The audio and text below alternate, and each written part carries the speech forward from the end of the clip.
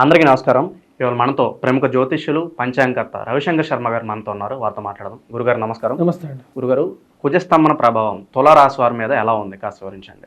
కుజ మాందాబ్దం అనేది ఈ రాశి వారికి ఎలా ఉంటుందని చూద్దాం. తులారాశి వారికి వచ్చేటప్పటికి కుజుడు తను ఉన్నటువంటి స్థానం వచ్చేటప్పటికి అష్టమ స్థానంలో ఉన్నాడు, భాగ్యస్థానంలో ఉన్నాడు. భాగ్యస్థానం నుంచి రాబోతున్నటువంటి స్థానం రాజ్యస్థానం. రాజ్యస్థానంలో నీచత్వం పడుతున్నాడు అన్నమాట. రాజ్యస్థానం అనేది ఏంటి? ఉద్యోగ కారకంగా ఉండేటువంటి స్థానం. అంటే ఒక మనిషి తన యొక్క ఉద్యోగంలో ఎటువంటి ఉద్యోగం చేస్తాడు, లేకపోతే ఉద్యోగంలో ఎలా ఉంటుంది జాబ్ పరంగా అని చెప్పడానికి ఎవరైనా సరే ఆ యొక్క స్థానాన్ని చూడటం జరుగుతుంది. ఇప్పుడు ఆ యొక్క స్థానంలోనే నీచత్వం పడుతున్నాడు.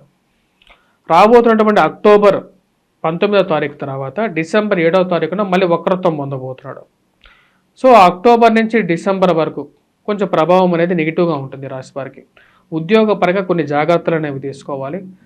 చేస్తున్నటువంటి మార్పు చేర్పులు ఎవరైనా సరే ఉద్యోగం ఆఫర్స్ ఇచ్చినా సరే బయట వాళ్ళు అక్కడ ఉన్నటువంటి పరిస్థితి ఎలా ఉంది, అక్కడ ఉన్న స్టాఫ్ ఎలా ఉన్నారు, అక్కడికి వెళ్తే మనం అక్కడ సెట్ అవుతామా లేదా, లేదంటే పార్టీ మారేటప్పుడు ఈ రాజకీయ నాయకులు కూడా కొన్ని జాగ్రత్తలు అనేవి తీసుకోవాలి. ఎందుకంటే అక్కడికి వెళ్ళి మళ్ళీ తిరిగి రావాల్సినటువంటి పరిస్థితి కూడా ఏర్పడుతుంటుంది. అటువంటి పరిస్థితి ఉంది అన్నమాట. ఇప్పుడు వచ్చేటప్పటికి అక్టోబర్ టు డిసెంబర్ వచ్చేటప్పటికి అంత కరెక్ట్గా కంఫర్టబుల్ జోన్లో ఉండేటువంటి పరిస్థితి గోచరించట్లేదు. కుజుడు నీచత్వం పట్టబోతున్నాడు, రాజ్యస్థానంలో నీచత్వం పడుతున్నాడు. రాజ్యస్థానంలో నీచత్వం పడితే అది వ్యతిరేకమైనటువంటి ఫలితాలు ఇస్తుంది రాశి వారికి. వృత్తిరీత్యా కొంచెం ప్రమాదకరంగా ఉంటుంది కాబట్టి కొన్ని జాగ్రత్తలు తీసుకోవాలి. మళ్ళీ ఇప్పుడు డిసెంబర్ తర్వాత ఏమవుతున్నది, డిసెంబర్ 7వ తారీఖు తర్వాత వక్రత్వంలో జనవరి 21వ తారీఖు వరకు ఉంటుంది. జనవరి 21వ తారీఖు తర్వాత ఏమవుతున్నదంటే మళ్ళీ మిథునంలోకి రాబోతున్నాడు. అంటే జాబ్ పరంగా వీరికి జనవరి 21వ తారీఖు తర్వాత నుంచి బాగుంటుంది. ఫిబ్రవరి అది ఎప్పటి వరకు బాగుంటుంది అంటే ఫిబ్రవరి 24వ తారీఖు వరకు బాగుంటుంది. ఫిబ్రవరి 24వ తారీఖు తర్వాత నుంచి మళ్ళీ వీరు పుంజుకోవటం, అంటే జనవరి 21వ తారీఖు నుంచి మళ్ళీ వీరు జాబ్ పరంగా మళ్ళీ యథాస్థానం ప్రవేశియామి అన్నట్లుగా మళ్ళీ ఉద్యోగం తిరిగి పొందటం. ఫిబ్రవరి వరకు మళ్ళీ ఏదైతే కోల్పోయారో మొదటి 3 నెలల్లో అంటే అక్టోబర్, నవంబర్, డిసెంబర్లో ఏవైతే కోల్పోయారో జనవరి వరకు వాటిని మళ్ళీ తిరిగి పొందడం అనేది జరుగుతుంది. అలా పొంది మీరు రాశి వారికి వచ్చినప్పటికి మళ్ళీ కొన్ని ప్రాబ్లమ్స్ మళ్ళీ ఎదురవుతాయి. ఏప్రిల్ తర్వాత మళ్ళీ కొన్ని ఇష్యూస్ అనేవి ఉద్యోగపరంగా ఎదురవటం అనేది జరుగుతుంది. అంటే ఇది ఎప్పుడు జరుగుతున్నదంటే ఈ రాశి వారికి ముఖ్యంగా ఏప్రిల్ 3వ తారీఖు నుంచి జూన్ 7వ తారీఖు వరకు కూడా బాగాలేదు. సో కాబట్టి కొంచెం మిశ్రమమైనటువంటి ఫలితాలుగా చెప్పవచ్చు. ఈ సంవత్సరం తులారాశి వారికి అంత బాగలేదు. మార్పు చేర్పులకి అంత సమయం కాదు ఇది. అంటే ఉద్యోగపరంగా వేరే చోటికి వెళ్దాం, వాడెవడో 10 రూపాయలు ఇస్తున్నారు, వీళ్ళెవరో 10 రూపాయలు ఇస్తున్నారు అని చెప్పి ఎక్కువగా ఇస్తున్నారు అని చెప్పేసి మనం తీసుకున్నటువంటి నిర్ణయాలు తప్పుదారిలో వెళ్తాం, కొంచెం నెగిటివ్ ఇంపాక్ట్ పడే విధంగా గోచరిస్తూ ఉన్నది. ఎందుకంటే ఈ రాశి వారికి గురువు బాలేడు, గురువు అష్టమంలో ఉన్నాడు. దాని తగినట్టు విధంగానే ఈ రాశి వారికి వచ్చేటప్పటికి ఇప్పుడు కుజుడు సరైనటువంటి స్థితిలో ఈ యొక్క కుజ మాందాబ్దం కానీ కుజ స్తంభన కానీ యోగాన్ని ఇవ్వట్లేదు.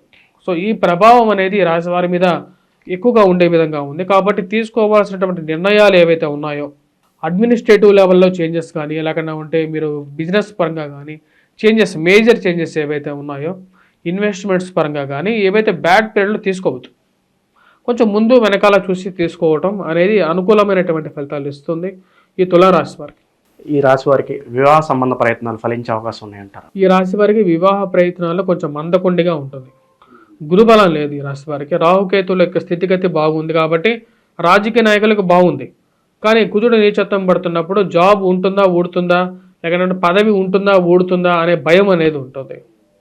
సో కాబట్టి జాగ్రత్త అనేది చాలా ముఖ్యం. భూయోగం కానీ అలాగే వాహన యోగం కానీ ఉందంటారు. భూయోగం, వాహన యోగం గురించి భూయోగం అయితే ఉంటుంది. భూ సంబంధితమైనటువంటి లావాదేవీలు కానీ వాటి మీద డిపెండెంట్ చేస్తున్నటువంటి వారు, రక్షణ రంగంలో పనిచేస్తున్నటువంటి అన్న పోలీసులు కానీ లేకపోతే ఉంటే రియల్ ఎస్టేట్ ఏజెంట్స్ కానీ రెవెన్యూ డిపార్ట్మెంట్లో పనిచేస్తున్నటువంటి వారికి కానీ కొంచెం బెటర్గా ఉంటుంది. ఎప్పుడు బాగుంటుందంటే ఈ రాశిలో ఉన్నటువంటి వారికి స్పెషల్గా నేను చెప్పినటువంటి కాలం ఏదైతే ఉందో ముఖ్యంగా ఈ అక్టోబర్ తర్వాత కొంచెం డల్గానే ఉంటుంది. ఫిబ్రవరి వరకు కొంచెం డల్గా ఉన్నప్పటికీ జనవరి తర్వాత కొంచెం మళ్ళీ రికవరీ అవ్వటం అనేది, డిసెంబర్ తర్వాత కొంచెం రికవరీ జరగటం అనేది జరుగుతూ ఉంటుంది. ఆ పీరియడ్లో బాగుంటుంది. జీవిత భాగస్వామితో వీరి జీవితం ఎలా ఉండబోతుంది, అలాగే కుటుంబ కలహాలు ఏమైనా ఉంటే తొలగిపోయే అవకాశం ఏమైనా ఉందంటారా? కుటుంబ కలహాల విషయంలో కూడా ఈ రాశి వారికి కుజుడు సరైనటువంటి స్థితిలో లేనప్పుడు కుటుంబ కలహాలు కూడా ఎక్కువ అవుతాయి అన్నమాట.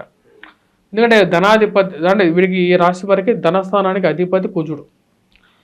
ధనస్థానానికి అంటే కుటుంబానికి అన్నమాట. కుటుంబానికి అధిపతి అయినటువంటి కుజుడు నీచత్వం పడుతున్నాడు కాబట్టి బాగాలేనప్పుడు పీరియడ్లో జాగ్రత్తగా ఉండాలి. అంటే అక్టోబర్ 19th నుంచి జనవరి 21వ తారీఖు వరకు అంత బాగలేదు ఈ రాశి వారికి. మళ్ళీ జనవరి 21 నుంచి ఏప్రిల్ 3వ తారీఖు వరకు బాగుంది. ఆ పీరియడ్లో మళ్ళీ రికవరీ అవ్వటం, ఫైనాన్షియల్గాను కుటుంబ వ్యవస్థలోనూ వివాహ ప్రయత్నాల్లోనూ కొంచెం బెటర్గా ఉంటుంది. భూ సంబంధిత వ్యవహారాలు అలాగే కోర్టు కేసులు వీటి నుంచి ఉపశమనం పొందే అవకాశం ఉందంటారు ఈ రాశి వారికి? ఈ రాశి వారికి కోర్టు సంబంధితమైన లావాదేవీల్లో కొన్ని చిక్కులు కూడా ఏర్పడతాయి. అక్టోబర్ నుంచి నేను చెప్పినటువంటి పీరియడ్లో ఏదైతే ఉందో జనవరి 21వ తారీఖు వరకు జాగ్రత్త ఉండాలి. వాటి నుంచి మళ్ళీ రికవరీ అవ్వటం అనేది కూడా జనవరి 21వ తారీఖు నుంచి ఆ రికవరీ అనేది కూడా ఉంటుంది. అది కూడా ఏప్రిల్ 4వ తారీఖు 3వ తారీఖు వరకు రికవరీ అవ్వగలుగుతారు. తర్వాత మళ్ళీ జూన్లో అంత బాగాలేదు. ఏప్రిల్ నుంచి జూన్ వరకు కూడా అంత బాగా. ఓవరాల్గా వచ్చేటప్పటికి కొంచెం మిశ్రమంగానే ఉంది రాశి వారికి. అలాగే మిశ్రమంగా ఉన్నాయని మనం మాట్లాడుకుంటున్నాం. అలాగే ఈ రాశి వారికి ఎటువంటి పరిహారాలు చేసుకుంటే వీళ్ళు కొంచెం మంచి ఫలితాలు పొందే అవకాశం ఉందంటారు? ఈ రాశి వారికి వచ్చేటప్పటికి గురువు యొక్క కృపరీత్యా వచ్చేటప్పటికి గురువు యొక్క బలం అనేది తక్కువగా ఉంది. సో ముందుగా వచ్చేటప్పటికి శ్రీ మహావిష్ణువుని పూజించడం, దత్తాత్రేయ స్వామి ఆరాధన చేసుకోవటం అనేది ఒకటి.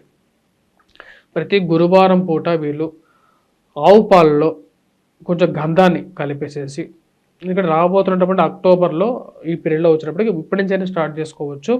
శివాభిషేకం, గంధాన్ని కలిపేసేసి గంధము పసుపు శివాభిషేకం చేసుకోవాలి ఆవు పాలలో. మళ్ళీ ఆ యొక్క పాలు ఏవైతే ఉంటాయో అది అందరికీ పంచిపెట్టడం కానీ దాన్ని తీర్థంగా తీసుకోవటం కానీ చేయొచ్చు.